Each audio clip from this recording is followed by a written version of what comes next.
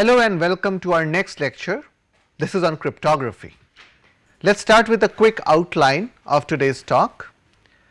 We would introduce this concept of cryptography, followed by asymmetric key cryptography, and then symmetric key followed by asymmetric key cryptography, and finally we will talk about cryptanalysis. Today's lecture will involve a lot of definitions because we want to set the ground for understanding the deeper concepts.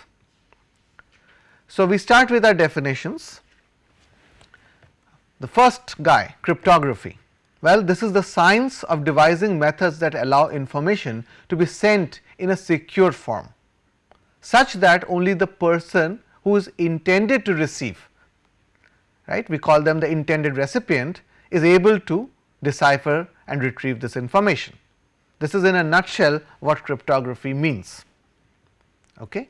So, let us have a quick look at our communication system earlier. So, we had a source of information, if you see, and then the first block that we encountered was the source coder.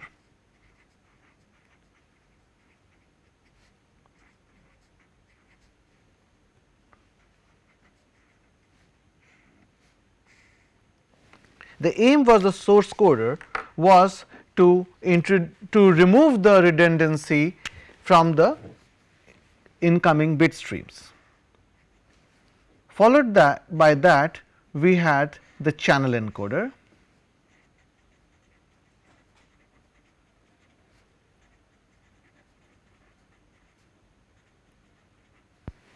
also we will mention it, this is the error control coding.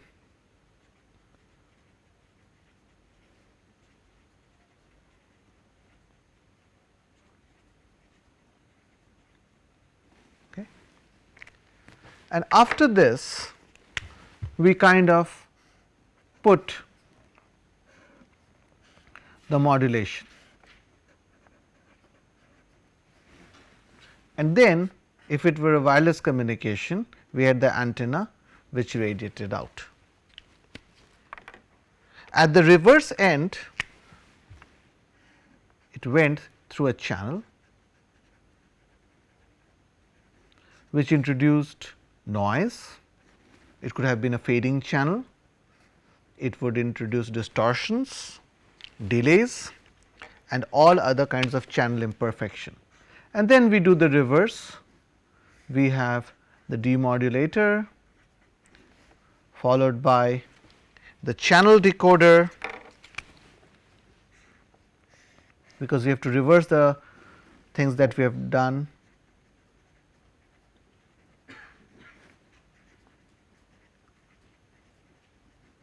And then finally, the source decoding has to happen.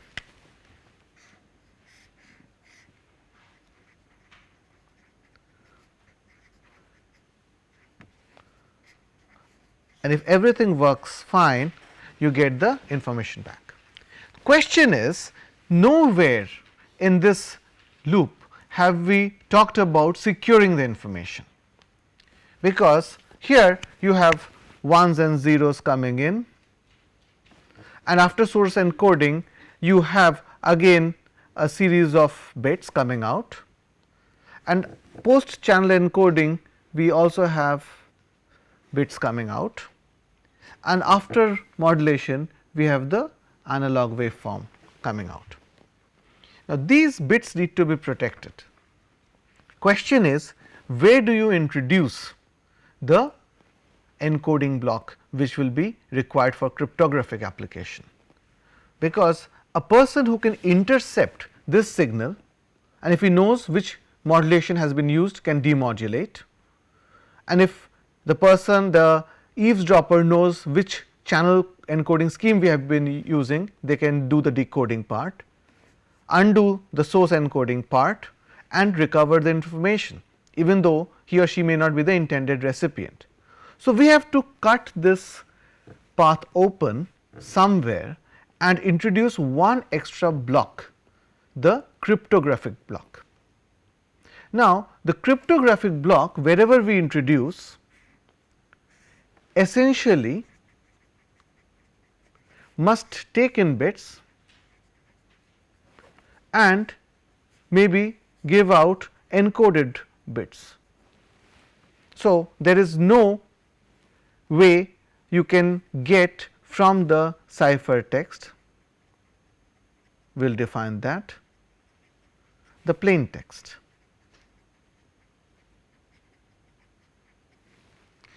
But the question is, where should we introduce this box?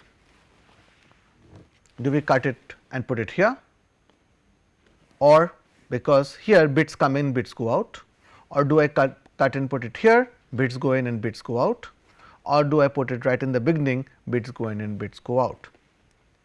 So, what we will realize is that if you insert this box here, then it kind of defeats the purpose of the channel encoding, which puts in a certain algebraic structure, so that I can recover from the channel imperfections and noise. So, it is not wise to introduce this crypto block here, because it undoes this job. And if we put it right here, then we will soon realize that the job of this crypto block is to somehow diffuse information. So, make this outgoing bit stream more random in nature. Okay. And then if the input to a source coding block is very random, whatever be your degree of randomness be, you have a more difficult job for the source encoder to do. So, the ideal place would be to somehow introduce this box somewhere between these two. All right. Otherwise, other than that, we can possibly think about ingenious ways to introduce this box elsewhere, but that would be a logical way to insert the box. Once we have this box somewhere in this path, you will have to have a parallel box, the decryption part, in the reverse path, so as to get back to a happy face to get the correctly decoded output. So, we go back to our slides and look at the definitions once more.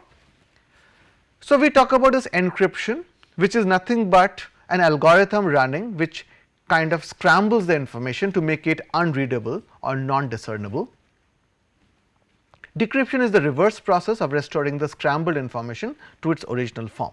So, encryption is done on the forward part by the cryptographic box, and the decryption is similarly done by the crypto block. So, what is a crypto system? Well, it is a collection of algorithms and associated procedures for hiding and revealing the information. Cryptanalysis is a word we will use later in this lecture, is a process, some call it an art, of analyzing a crypto system, because there is no one way to analyze a crypto system. Okay. But what do we analyze? We find out the integrity, how difficult it is to break into the crypto system. An attacker is a person or a system that performs cryptanalysis in order to break a crypto system. We have different words and synonyms for an attacker. Hackers, interlopers, eavesdroppers are all used in literature. The process of attacking a crypto system is called cracking or hacking. Some of these terms we have come across in different contexts. So, a cryptanalyst is a good guy, he is still trying to break the crypto system, but in the good sense, he is trying to look at the weaknesses in the crypto system. Once the crypto system is broken, the cryptanalyst discloses the techniques, and the designers go back on the drawing board and try to figure out how to make the crypto system stronger. So, it is a cat and mouse game. So, hackers possibly could have broken the system under optimal conditions using super fast computers, dedicated microprocessors, networked, distributed computing, etc., which are not available to common people. So, we must keep that in mind regarding the strength of an algorithm. So, some crypto systems are rated in terms of numbers of years it takes to break into them and the price of the computing equipment available. So, these two together decide how strong the crypto system is. So, essentially it boils down to the resources available to the adversary. So, let us look at this whole domain of cryptology. Okay. So, how does cryptology relate to cryptography? So, let us draw the binary tree. So, cryptology has two aspects, cryptography and cryptanalysis. Together this is the cryptology. Cryptography is the art and science of keeping the message secure, whereas cryptanalysis is the art and science of breaking the ciphertext. Ciphertext is the encoded message. Before we proceed any further, the common areas utility for cryptography are, well, foremost is confidentiality. Then I would like to authenticate the person who is sending the information. It is very important for me where the information is coming from. Integrity of the information. So, nobody has tampered with it or changed the content during transmission, and non-repudiation.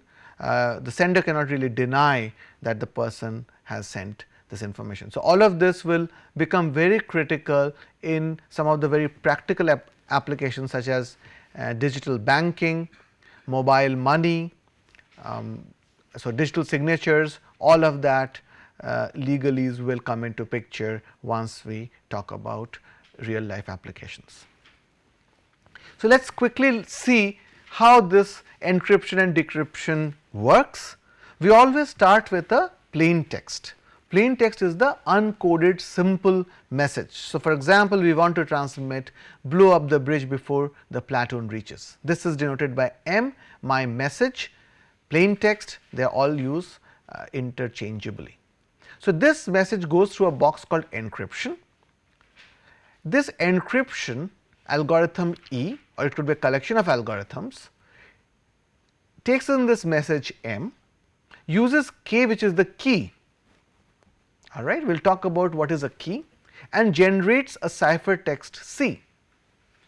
So, C might look like some garbled information, junk, right. This is the ciphertext, and it should really not make much sense, unless of course you have the decryption algorithm. And if this is a symmetric algorithm, which we will discuss in detail, then the decryption algorithm could be another collection of algorithms which uses the same key K, takes into as an input C, the ciphertext, and restores it back to the original plain text M. So, this is the process of encryption and decryption. In this particular brand of cryptography, we are using the same key K for encryption and decryption, and therefore, we might say that this is a symmetric key crypto system. Okay. Now, please note that this key must be kept secret, because the moment the adversary or the eavesdropper has this key, he or she will be able to decrypt the message. So, sometimes this is also referred to as secret key encryption. So, message being sent is known as a plain text, right, and the algorithm is used to encrypt it, and thereby we get the ciphertext. Coming back to plain text from the ciphertext is called decryption, and we assume that the eavesdropper has access to all communication between sender and receiver. So, we do not believe in hiding stuff.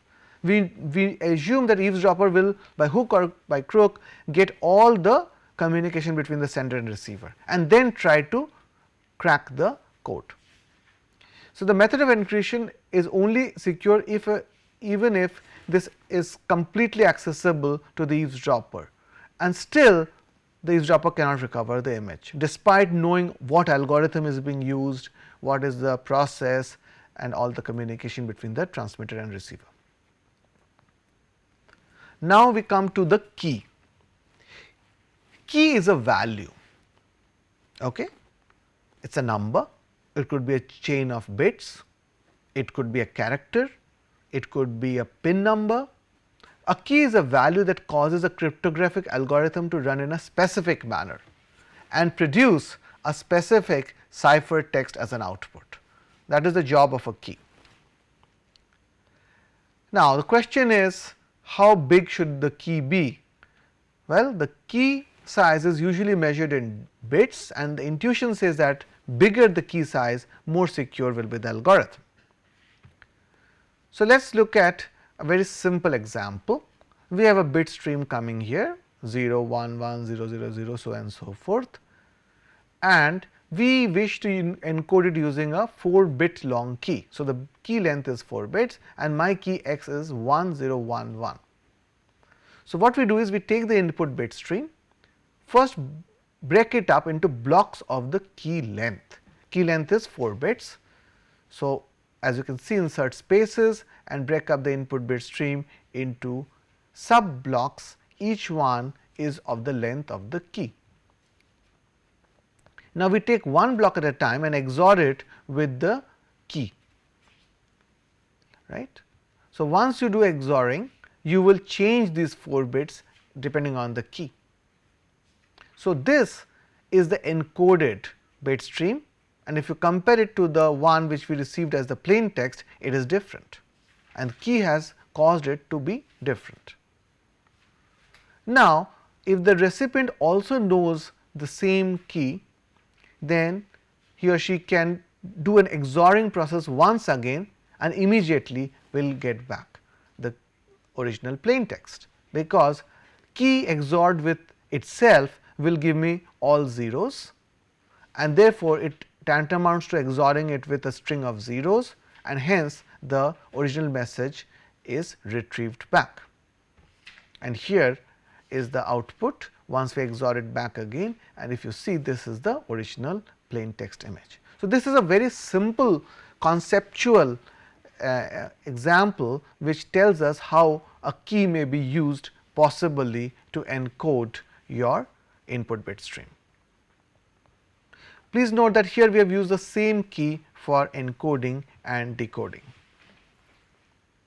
Let us take another example which is slightly different. Here the key is not in bits, key is a number. Let us say x is my key and my algorithm is character plus x.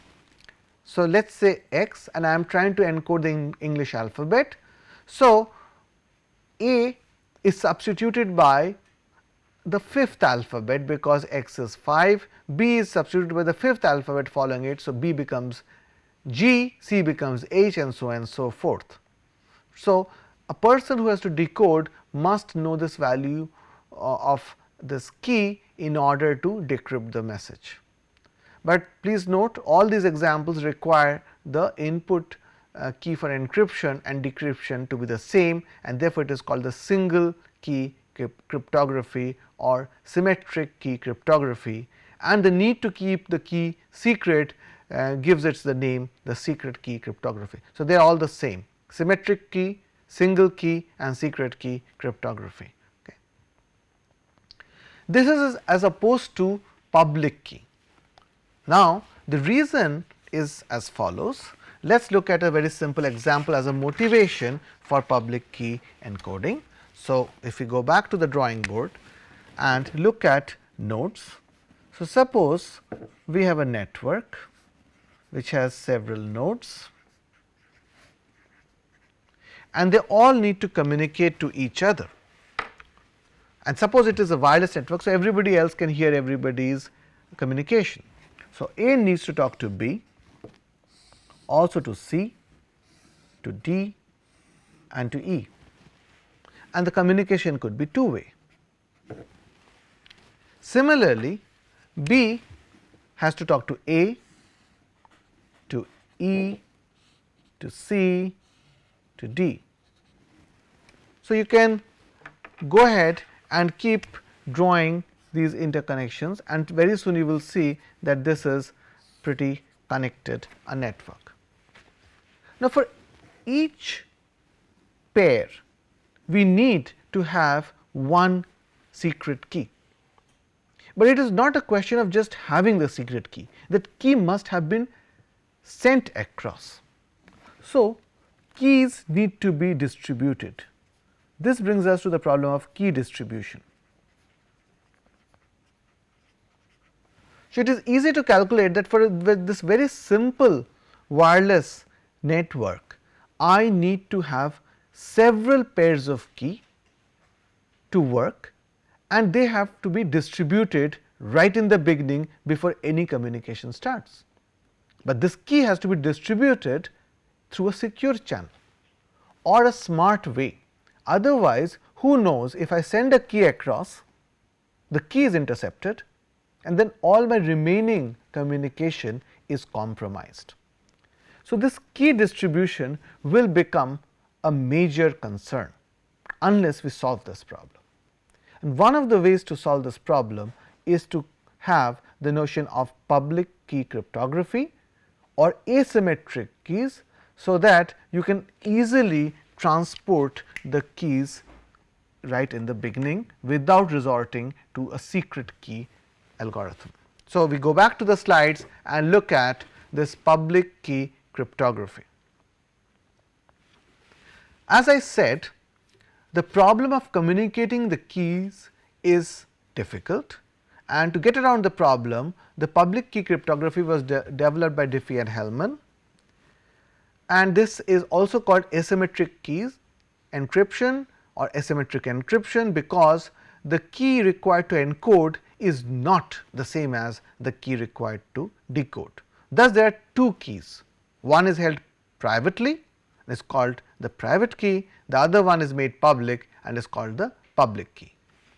What one key can lock, the other key can unlock. So, it is like two interlocked padlocks, and you can open either one.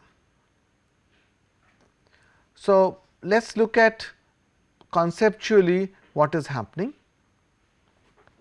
and the basic idea is, suppose A or Alice wants to communicate to B, let us give a name Bob, then this message M is passed through an algorithm F, which uses the KB. KB could be the public key or B's public key, right. This is known or published in advance. So, if A wants to communicate to B, it grabs the public key of B or downloads it, it is available openly, uses that to encode the plain text message and make it C. Now, B has a private key or secret key SB, that in conjunction with the cipher text you can have another decryption algorithm which will give you back the plain text image. So, please note there are two keys, public key of B KB and private key SB. The interesting part is that this algorithm is very easy to conduct in the forward direction, but extremely difficult to conduct in the backward direction.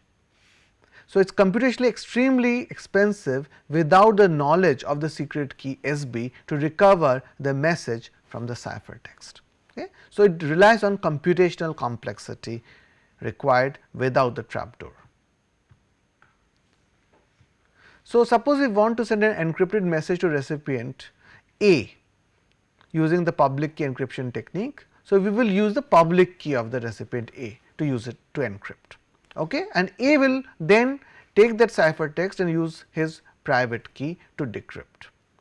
And clearly, only the private key of A can decrypt it. So, nobody else, even though you openly send it out on all frequencies, only A with his private key can decrypt the message that has been encoded with his public key. So, that makes the algorithm secure. Similarly, recipient B can only decrypt a message that has been encrypted with his or her public key. Thus, no private key ever needs to be communicated.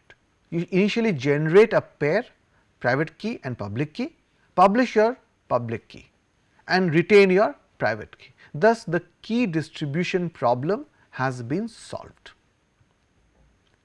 Let us look at a very interesting application, the digital signatures, which sooner or later is going to invade our lives. Every transaction that we carry out over the internet may have to be signed with digital signatures for our own safety, especially the banking stuff and the legal stuff over the internet. Suppose we want to send somebody a message and also provide a proof that the message is actually from us. Why? Why is this important? Because a lot of harm can be done by either providing bogus information or, so to say, misinformation. Plus, similar to the physical signature, we would like to have a digital signature that will link the signature to me. All right. So, that is what we would like to create digitally. So, in order to keep a message private and also provide the authentication, we can perform a special encryption on the plain text with a private key and then encrypt it again with our public key of the recipient. The recipient uses his private key to open the message and then use our public key to verify the authenticity. This technique is called digital signatures. Now, let us talk about one-way functions. Another interesting technique is called one-way functions, which will help us create the hash values. What is it? It is basically a non-reversible quick encryption method. Quick is the keyword, it is extremely fast. Encryption is easy and fast, but the decryption is not. So, it is a one-way thing. Suppose we want to send a document to recipient A and want to check at the later time whether the document has been tampered with. Okay. So, we would like to look at the integrity. So, we can do so by running a one-way function which produces a fixed length value called a hash, also called as a message digest. The hash is a unique signature of the document that can be sent along the document. So, let us look at it a little bit more graphically. Suppose we have to send out a long message. It could be my will, it could be a legal document, it could be my bank statement. So, this document has to be transported, but it is possible that in the process of sending, somebody has tampered with this long document such that at some places some errors have been introduced or some modifications have been done. For example, there are a lot of numbers in my will and a few zeros have been added or deleted here and there in this 40-page document, and I have no means to check whether it is tampered with or not, because this was digital and this was digital as well. So, I would like to have a way to authenticate this. So, one way to do it is use a one-way function.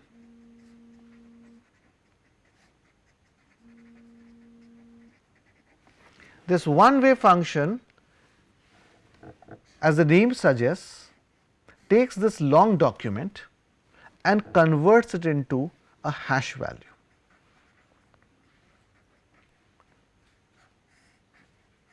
Now, this hash is a fixed length hash. This is important. So, regardless of the size of the document, the hash value is fixed length, say 128 bits. So, it is a 128 bit hash. So, whether it is a 40-page document or a 5-page document or a one small image, I get the fixed length hash, and it is also called as a message digest in some books.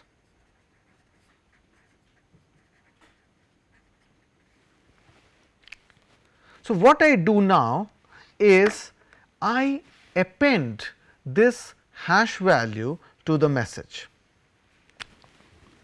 So, what I do is take my original message,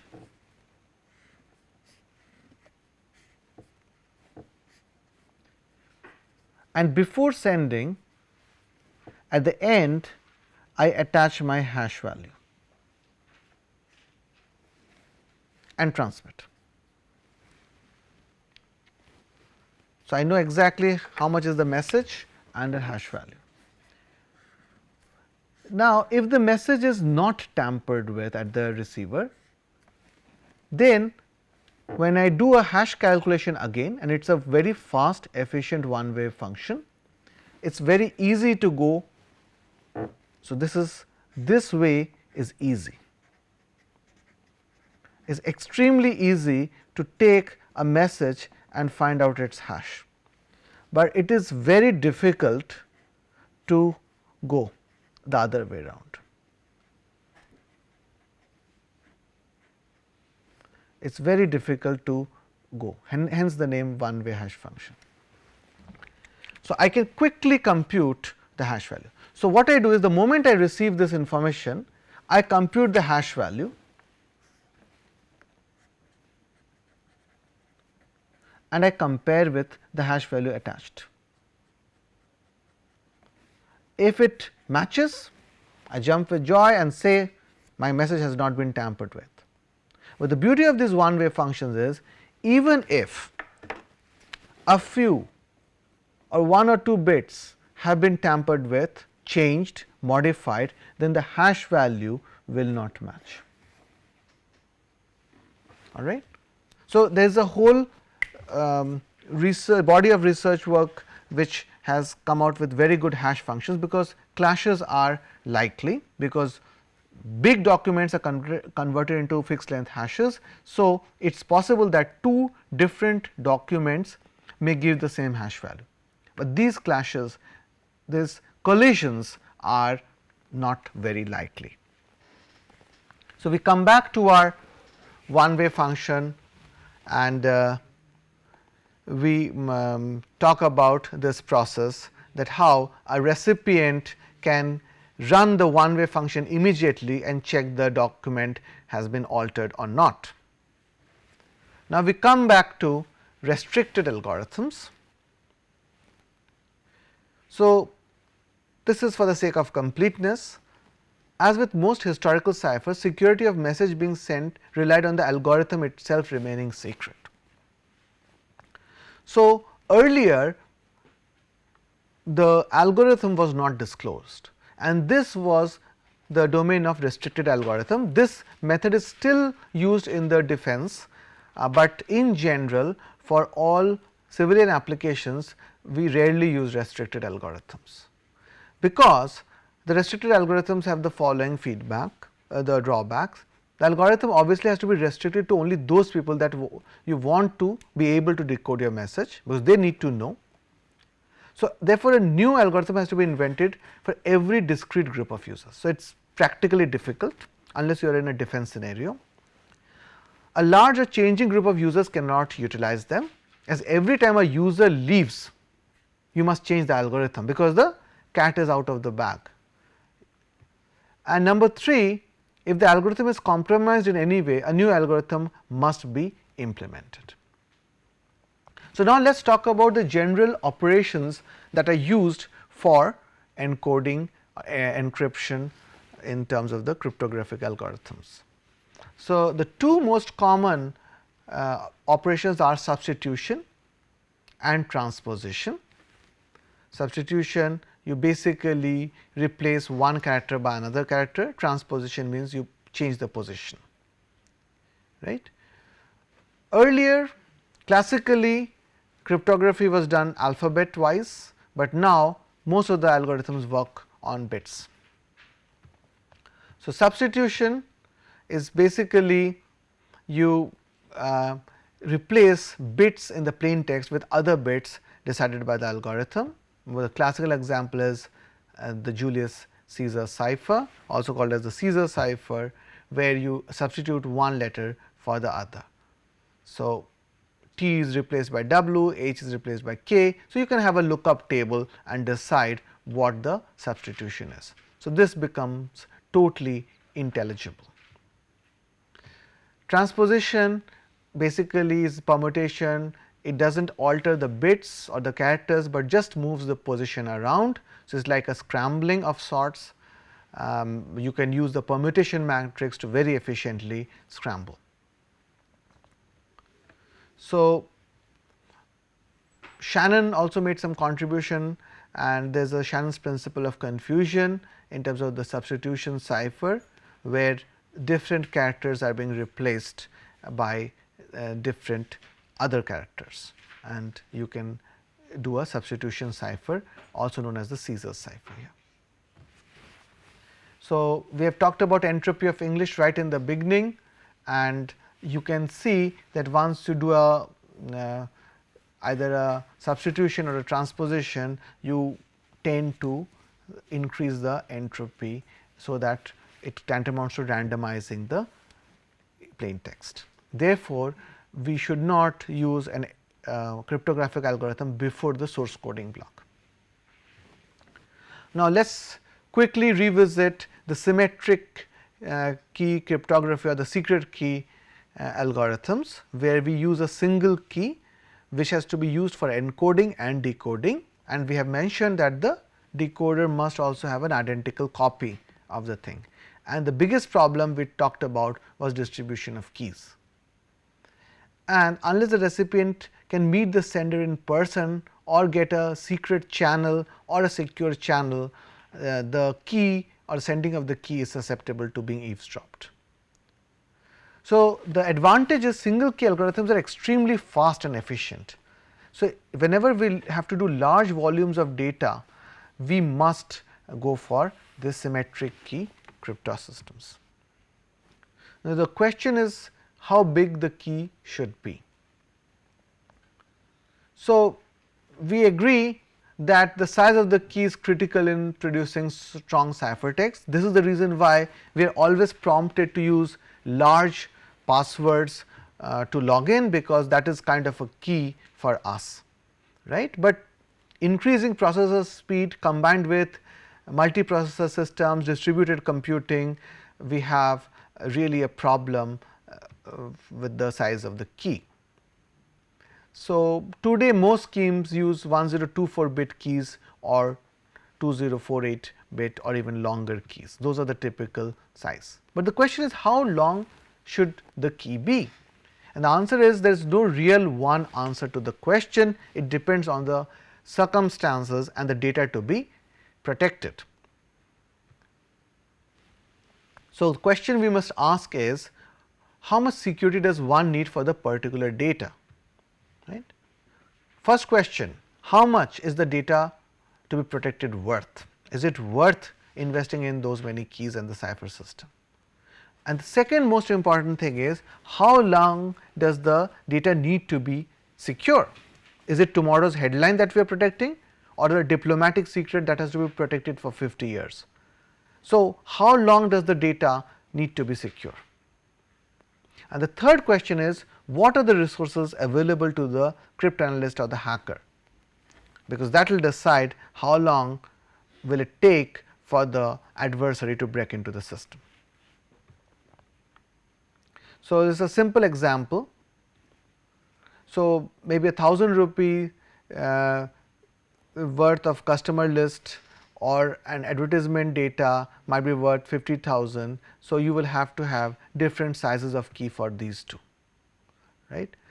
In the world of stock market, secrets have to be kept for a couple of minutes only before it becomes open, and in newspaper business, today's secret is tomorrow's headline. So, you only have to protect it for 24 hours. The census data of the country has to be kept secret for months. So, we are giving examples of different kinds of data which need to be protected for different amounts of time, and hence a corresponding key length. Okay. Corporate trade secrets have to be kept in the dark for several years, if not decades. Same with military secrets, diplomatic secrets, right. So, for example, one may require the key length to be such that there is a probability of say 0.011% that a hacker will be able to crack it with the resources of rupees 1,000,000 in 1 year. So, we can define the security of a crypto system or a requirement in terms of the probability of it being hacked with a certain amount of money and time resources being available to the eavesdropper. So, based on this, there are some typical numbers, and this really has to change depending upon the secrecy requirements. So, right from military data to trade secrets to diplomatic embarrassments, all of them have to be linked with keys which are larger than certain number of bits, and these probably have to be multiplied by a factor of 4 with the new increased processor speeds that are available today. So, symmetric cryptography can also be used to address the integrity and authentication requirements. So, these are requirements in real life, and the sender creates a summary of the message or message authentication code, encrypts it with the secret key and sends it with the message. So, the recipient then recreates the MAC and decrypts the MAC that was sent and compares the two, very similar to this hash function that we talked about. Let us quickly talk about the types of symmetric key algorithms. One is the block cipher, the other is a stream cipher. The block cipher, as we discussed, breaks up the data input into blocks typically of the size of key length and then encodes block by block. Stream ciphers are slightly different, they are like convolutional encoders. You use memory element. So, you have a memory unit where the incoming bit stream comes in, and then you have a small algorithm which encodes, and so the output depends on the new input data and what was sitting in the memory. So, very similar to the convolutional encoder. So, block ciphers very similar to block codes, stream ciphers very similar to convolutional codes. One example of one-time pad, the only known completely secure algorithm invented in 1970s. So, the pad is a non-repeating random string of letters. Each letter on the pad is used only once to encrypt one corresponding plain text character. So, after use, the pad should never be reused. As long as the pad remains secure, the message is secure. So, essentially you really will never know what the true message is. This is a truly secure algorithm, because even if you decode it correctly, you have no idea whether you have reached the correct sequence. That is the beauty of one-time pad. The random key added to a non-random message produces a completely random ciphertext, and there is absolutely no amount of analysis or computation that can alter that. That is the guiding principle of a one-time pad. If both the pads are destroyed, then the original message will never be recovered, but there are two major drawbacks. It is very hard to generate truly random numbers, right. And secondly, because the pad can never be reused no matter how large it is, the length of the pad must be the same size as the length of the message. This was shown also by Shannon, that in order to have virtually no mutual information between the ciphertext and the plain text image, the key length should be as long as the message itself, and that is essentially why one-time pad works, but it is practically not possible. A quick word about steganography. It is basically hiding the message. So, I can hide the message in an image, I can hide the message in the least significant bits of my image. So, steganography is basically like the invisible film, invisible ink, and we can basically use different techniques to hide the message, original message, in a clutter or in another message. It is not a very commonly used mechanism for cryptography. Okay. So, this is an example. I take a 256 grayscale image, and I can use the least significant bit to encode my data, and this image will not be fundamentally altered, because I have just modified the least significant bits, but there is an entire message being encoded within this image. But this can fool the human eye, but a computer program would be very easily able to detect and reproduce the original image. So, steganography is not really in fashion.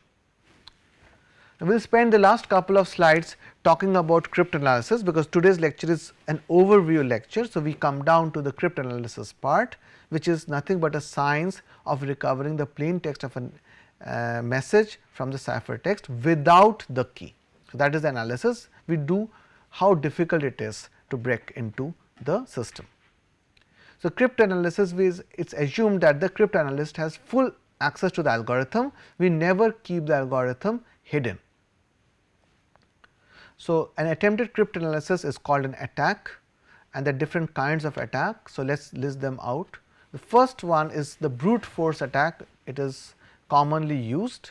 Basically, you try out all permutations and combinations, right. But for majority of the encryption algorithm, the brute force attack is simply impractical due to the large number of possibilities. So, the attackers resort to other techniques. For example, ciphertext only attack, where only the information of the cryptanalysis has to work with the ciphertext of various messages, all encrypted with the same information. So, it is slightly more difficult, but you know the body of ciphertext available to the cryptanalyst. Or we can have a known plain text attack, in which the cryptanalysis has an access to not only the ciphertext of various messages, but also the corresponding plain text. So, he or she can compare the plain text with the ciphertext and try to derive some additional information. We can make things easier for the cryptanalyst by giving him the option of a chosen plain text attack, where the cryptanalysis has the access to the same information as in a known plain text attack, but this time may choose the plain text that gets encrypted. So, he or she may first try to look at a chain of all A's and see how the encoder block turns out, and then all B's, and then all C's. So, basically you can choose and design the attack by putting a chosen plain text attack. And then you can have a chosen ciphertext attack, where the cryptanalysis uses a technique called the differential cryptanalysis, which is an interactive and iterative process, and it works by several rounds, and you keep on refining the ciphertext, chosen ciphertext, so as to guess how the encoding operation works. So, these are different levels, and the freedom we want to grant to the cryptanalyst to see how strong the encoding algorithm is. So, brute force attack, of course, there are some questions regarding it. What if the original plain text is a ciphertext? What if we have run two ciphers one after the other? So, even if you get a decoded message, you will not be able to see what was the original message. Let us look at it graphically. So, suppose you have a plain text image, say hello, and you run it through an encryption algorithm, let us say E1, and you get an output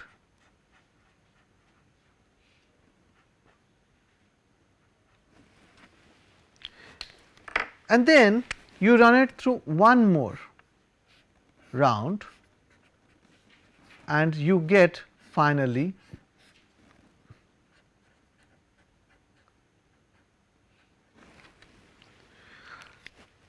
now the eavesdropper, the adversary, runs a brute force attack. So, it works with the ciphertext and mounts a brute force attack, and so he will have several options. If the attack is exhaustive, out of the many outputs that the attack generates, one of them will be actually the correct one. But this itself has been encoded. So, the attacker does not know whether he stumbled upon the right answer or whether that key was the right key, because this itself does not make sense. So, the person has to not stop here, but go ahead and carry out the second attack. and look at all possibilities. Similarly for all of them, right.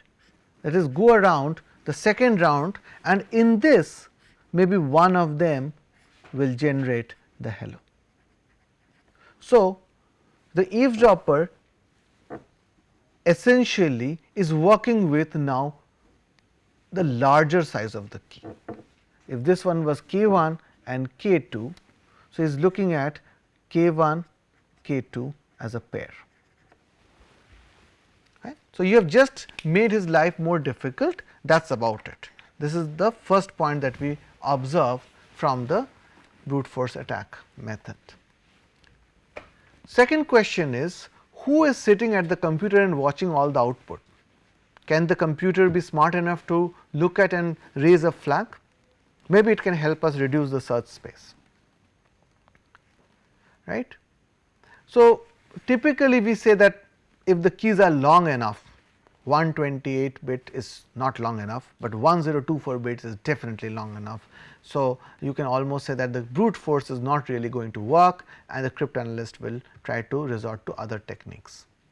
So, the other techniques we will quickly mention are differential cryptanalysis, linear cryptanalysis and algebraic attacks.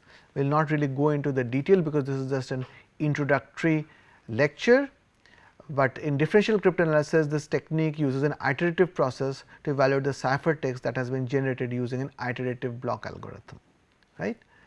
Similarly, linear cryptanalysis and algebraic attacks.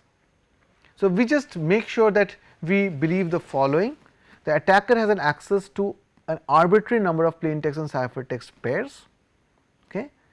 Attacker knows every detail of the algorithm, and attacker is in possession of the encryption decryption equipment if we are doing hardware encryption. We give them all of this and then we say, okay, go ahead and find out. Well, just a slide on politics of cryptography, because this is very important. This pertains to the national security for most countries, and then there is a lot of export control put on cryptographic algorithms which are used by different countries. And we all know that phone lines are tapped and then people use encryptions on their phone lines, and so there is a whole range of politics attached to cryptography and cryptographic research. It was important to bring up this point. With that, we come to the end of this lecture. What we have covered so far is a basic introduction to cryptography. We talked about the key, symmetric key encryption, asymmetric key encryption, and we spent some time on cryptanalysis. With that, we come to the end of this lecture.